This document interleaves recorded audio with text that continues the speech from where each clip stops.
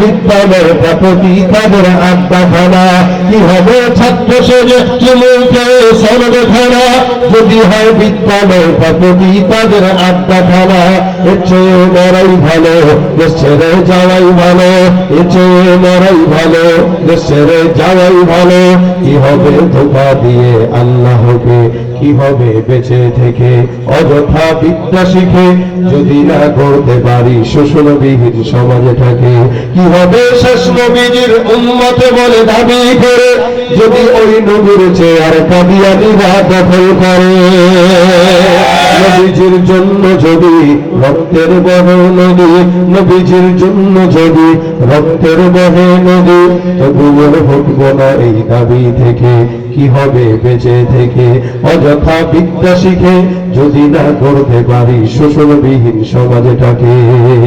আল্লাহ পাক আজকের মজমাকে কবুল করুন, জোরে বলেন আমিন। এই বইগুলো